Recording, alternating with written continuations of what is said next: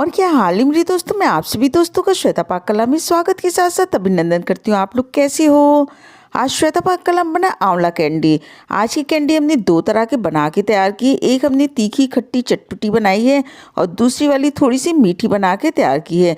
दोनों कैंडी का अपना अलग स्वाद है, तो आपने इस रेसिपी को एक बार जरूर ट्राई करना है। आप सभी को पता है कि आंवला बहुत ही ज़्यादा हेल्दी होता है। इसकी बहुत सारी रेसिपी हमने आपके साथ शेयर की, आप हमारे चैनल पर देख सकते हैं। तो चलो दोस्तों, हम आप इसको मिलकर बनाना शुरू करते हैं। आंवला की दो तरह की कैंडी रेसिपी। कैंडी रेसिपी बनाने के लिए हमने 2 केजी ताजे वाले आंवले लिए। आंवले अगर कहीं से ख़राब हो तो आप उनको पहले ही निकाल के साइड कर लीजिए, या तो आंवला खरीदते समय इन बातों का ध्यान रखिए कि आंवला हमने अच्छी क्वालिटी का लेना है, कोई भी उसके अंदर दाग धब्बे या फटा खराब ना हो। तो इस तरीके से 2 केजी हमने आंवले लिए हैं। इसी तरह कैंडी को बना के तैयार करेंगे।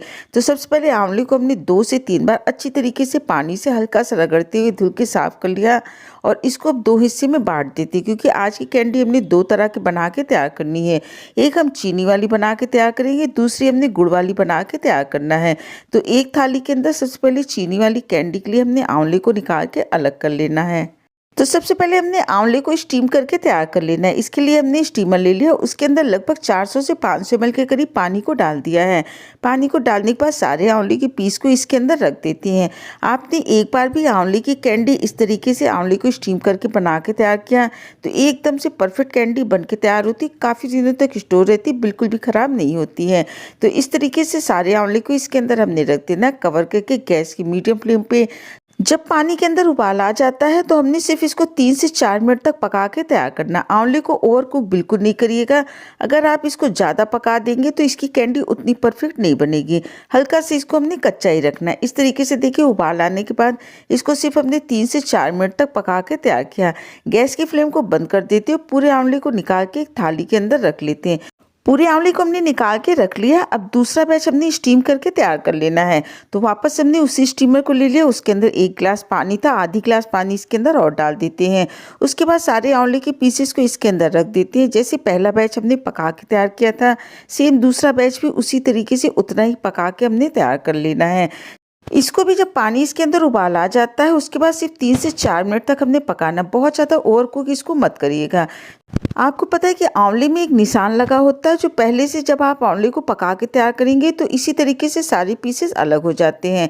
या फिर आप चाकू की सहायता से इस तरीके से जो निशान होता है उसके ऊपर कट कर लीजिए और सारे पीसेस को अलग कर लीजिए और इसको एक बर्तन के अंदर रखते जाते हैं। जो भी तरीका आपके लिए ईजी हो आप उसी तरीके से इसके पीसेस को अलग करिए और गुठली को साइड में रखते जाइए। इस तरीके से देखिए, पूरे आंवले को हमने तैयार करके एक पैन के अंदर रख लिया। इस तैयार आंवले के द्वारा हमने चीनी वाली कैंडी को बना के तैयार कर लेना है। तो इसके लिए 1 केजी हमने आंवला लिया था। इसके अंदर लगभग 600 से 700 ग्राम के करीब हमने चीनी को डाल देना है। आप चाहें तो जितना आंवला लेना है उतना चीनी को भी इसके अंदर डाल सकते हैं, पर हमने बहुत ज़्यादा चीनी का उपयोग नहीं किया। पर इसके द्वारा इतना मीठा है कि आपको ये कैंडी बहुत ज़्यादा पसंद आएगी। चीनी को डालने के बाद आंवले को इस तरीके से कर देंगे तो चीनी आंवले के ऊपर अच्छी तरीके से लग जाती है। आंवला गर्म है तो इसके अंदर जब आप इस तरीके से चीनी को मिला देंगे तो ये चीनी बहुत ही जल्दी घुल जाती है। अब इसको कवर करके हमने रख देना है लगभग 3 से 4 घंटे के लिए। और इधर जो हमने दूसरा वाला आंवला गुड़ की कैंडी को बना के तैयार करने के लिए रखा था, ये भी अच्छी तरीके से पक गए हैं। इसको उबाल आने के बाद हमने 3 से 4 मिनट तक पका के तैयार किया। लेकिन आंवले को हमने कच्चा रखना, बहुत ज़्यादा इसको मत पकाइएगा। पूरे आंवले को निकाल के हमने एक थाली के अंदर रख लेना। आप चाहें तो चाकू की सहायता से जो इसके ऊपर निशान लगे होते हैं उसके ऊपर इस तरीके से कट कर देने से फटाफट सारे पीसेस अलग हो जाते हैं और बीच वाले हिस्से को निकाल देते हैं। इसी प्रोसेस के द्वारा आंवले के पीसेस को हमने अलग करते जाना है और एक बर्तन के अंदर इसको रख लेते हैं।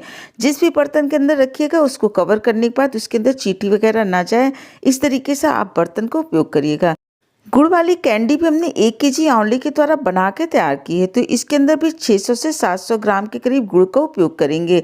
तो हमने इसके अंदर गुड़ के पाउडर को डाला है। आप चाहें तो इसके अंदर गुड़ को छोटे टुकड़े में तोड़ के भी डाल सकते हैं। अब हमने इसको अच्छी तरीके से मिला देना। जैसे चीनी वाली को हमने अच्छी तरीके से मिला के इसको कवर करके लगभग 4 घंटे के लिए रख देते हैं।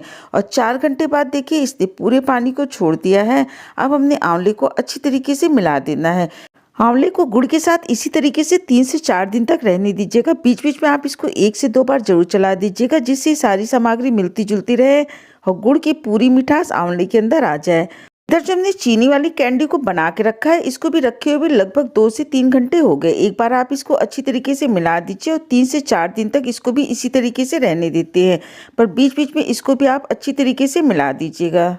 और 3 दिन बाद देखिए आंवले का कलर भी चेंज हो गया है और आंवले ने चीनी की पूरी मिठास को सोख लिया है। तो अब हमने इसको और ज़्यादा दिन नहीं रखना है, इसको पानी से अलग कर लेते हैं।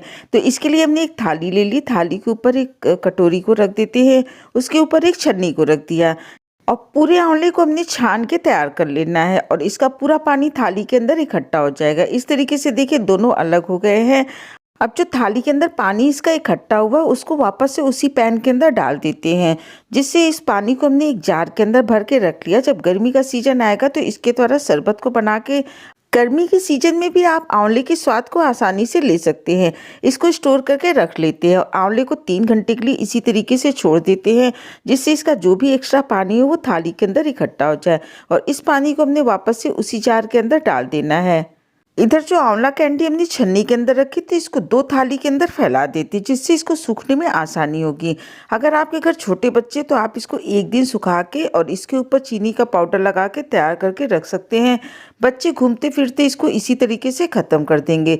लेकिन अगर आप इसको काफ़ी दिनों के लिए स्टोर करना है तो इस आंवले को आप 2 दिन धूप में ज़रूर सुखाइएगा, तो कैंडी काफ़ी दिनों तक सुरक्षित रहती। इसको हमने धूप में रख देना है। इसी प्रोसेस के द्वारा जो गुड़ की कैंडी भी हम बना के तैयार कर रहे हैं, इसको रखे हुए 3 दिन हो गए। इसको अच्छी तरीके से मिला लेते हैं। इसने भी गुड़ की पूरी मिठास को सोख लिया है।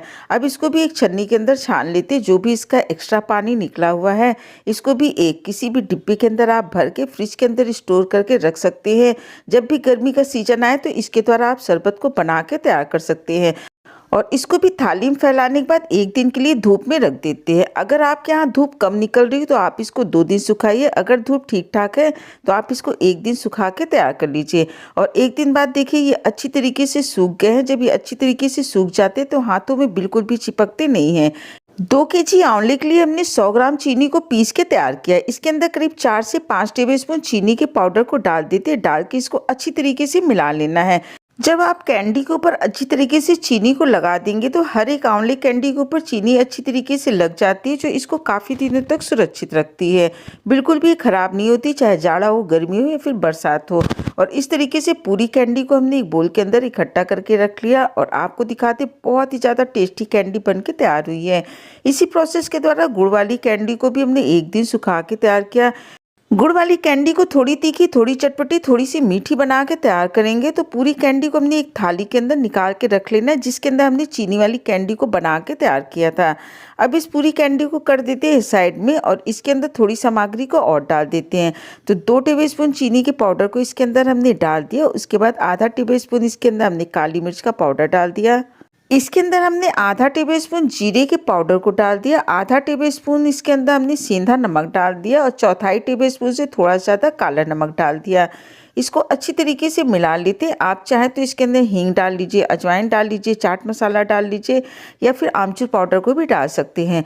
पर आंवला का अपना स्वाद थोड़ा सा खट्टा होता है, इसलिए बाकी सामग्री को हमने नहीं डाला है। कैंडी को भी एक बोल के अंदर निकाल के रख लेते हैं। इस तरीके से देखिए दोनों कैंडियां बन के तैयार हो गई। जो भी कैंडी आपको पसंद आई हो, रेसिपी को लाइक शेयर सब्सक्राइब जरूर करिएगा। स्वाद के साथ साथ सेहत का पूरा ध्यान रखिए। हेल्दी बनाइए, हेल्दी खाइए। आपने अपना कीमती समय निकाल के हमारे वीडियो देखा, इसके लिए आप सभी का बहुत बहुत धन्यवाद, बहुत बहुत शुक्रिया।